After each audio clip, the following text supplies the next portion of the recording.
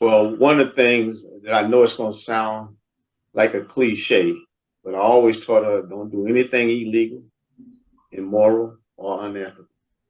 Those were the first three keys. But I always knew that she was going to be a leader because we don't like to get behind. We want to be in the front. and so you can always tell, she wanted to go to work with me. She wanted to be right there and learn as much as she could and absorb it. And that always got me excited. But one of the things I told her, I said, this is a tough industry. I said, your dad had a lot of sleepless nights. I had a lot of plane rides, cross country, all that. I said, it looks like a glamorous and glorious job, but let me tell you something. It takes a lot of hard work.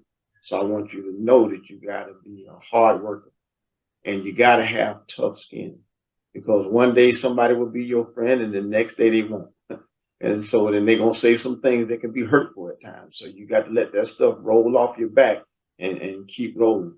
And one of the things I think me and her are very good at, and I think I taught her well in this, is always think what the next step is. Always plan your next step of attack.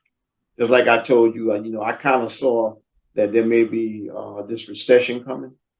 I started planning back in 2021 for 2022 and 23. And so I was thinking ahead, what could be out there that could hinder us or hurt us is coming in the future. And there's many other things that, me and her sit down and we strategize about even to this day. We still sit down and talk about, how do we make this happen? How do we do this next? And I think planning ahead is a critical part of being successful. One of the most impactful things that I will say, as long as he's been in the business is, and this is like something that has nothing to do necessarily with work, is that he always made time for his family. So you have 5 kids and, you might think, okay, you got a lot going on. You're too busy to answer the phone. But one of the things was he always answered the phone for us. He always made time to just be like, let me step out of this for a few minutes and talk to my children or my wife. And so that always made a point to me that, if somebody answered the phone and said he's busy, he would just say, well, tell me that and let me decide if I'm busy. Don't just, tell my family that I'm busy, too busy to talk. So that was always a big thing that made an impact on me. And another one was just that, that we deserve to be there just like anybody else. There'll be times where, somebody will make you feel like, you shouldn't be there, or that that you're not like old enough to be there, or that you're not the right person to be there. And so he's always given me the encouragement, when you had those feelings like, what am I doing here? Or, should I be here? That I should be there, and I deserve to be there just as much as everybody else.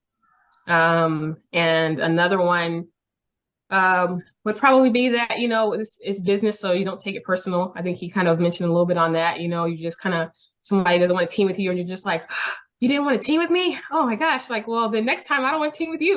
And it's just like, no, this is business. Like it wasn't a good fit for us to team together this time, but it might be a great fit for us to team together later. So just kind of keeping that focus and, just making sure that it was about, the business and just being fair and not just about getting in, personal feelings, or like he said, having some tough skin and not taking things too personally, because not everybody comes to work to make friends. They're here to, make money. So you got to understand that and appreciate that concept.